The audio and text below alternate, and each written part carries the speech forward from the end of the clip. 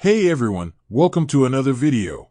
Today we're going to talk about issue number 3 of Bishop War College, written by J. Haltham, but before we dive into the story, I want to ask you a favor. If you enjoy this video, please leave a like and a comment to help the channel grow.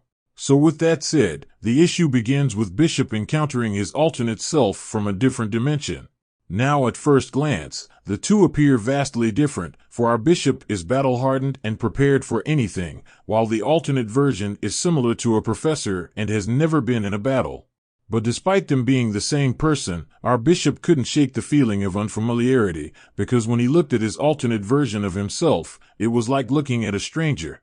Moving forward, we arrive at the quiet council chamber of this particular universe, where both bishops are present before the all-black council.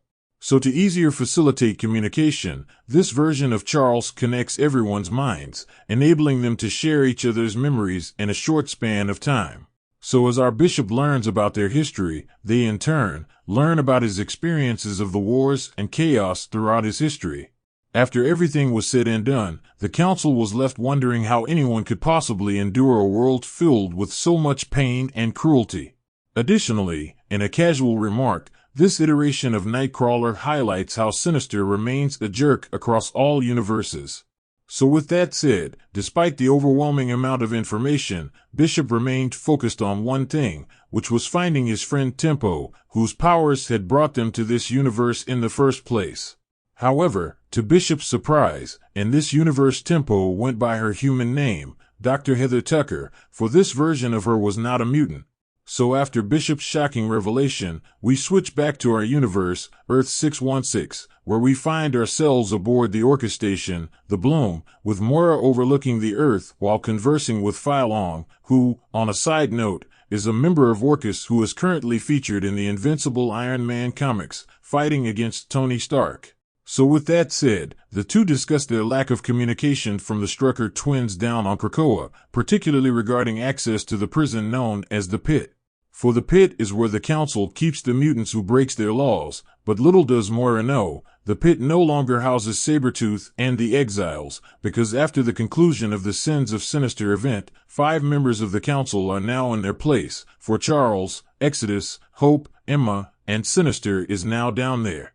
But anyway, Moira also states that even if the twins don't make it to the Pit, the Blight alone could drive the island of Krakoa crazy, which could be a huge problem for the mutants moving forward. So speaking of the twins, we skip over to the island, where we witness Andrea's frantic sprint for safety towards her troops, just as a colossal boulder obliterates their subterranean drill. In response, Andrea commands her soldiers to stand down, as her twin brother is ensnared by the beast. So as the soldiers comply, Andrea cautiously approaches the creature, but before she went, she instructs her men to cover her in case of an emergency. However, as she approaches the beast, a hint of familiarity comes across his face, as it permits Andrea to approach.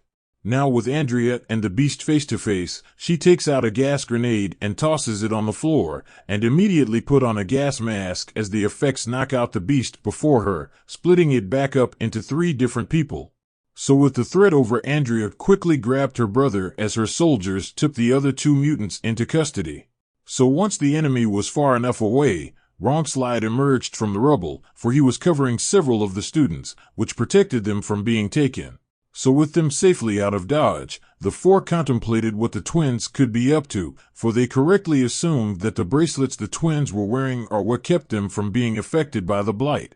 But that wasn't all they figured out, for they also discovered that the twins dug in the direction of the Pit, where everyone still believed Sabretooth to be. So with the island being weakened and the twins on the verge of breaking into the Pit, we skip back over to Earth 67, where Bishop is standing at the entrance of a Krakoan gate.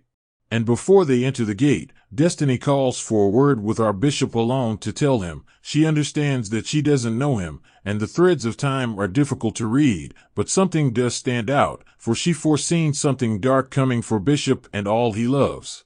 Which was of no surprise for Bishop, for in his world that is a constant. Now, with that ominous warning out of the way, Bishop and his doppelganger enter the gate and exit in New York City. Now this place shocked Bishop, for in this world everyone lived in peace, as mutants and humans lived together. So as they walked the streets of this paradise, Bishop wondered what his life could have been if everyone got along, without war. For this universe showed him how life could be if Charles's dream became a reality. So as they approached the lab, this universe version of Temple walks up behind them and asks her Bishop who his friend was, but without no hesitation, our Bishop got in Temple's face and states that he knows who she really is, and to stop pretending to be human. But before Temple could respond, an enormous explosion erupted from the lab, sending them all flying in the opposite direction.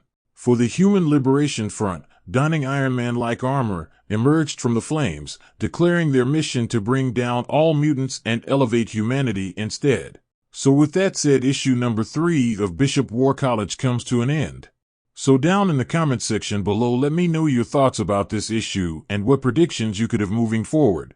So with that established, I hope you enjoyed this video, and please don't forget to leave a like and a comment if you want to see more videos like this. Thank you for watching, and I'll see you in the next video.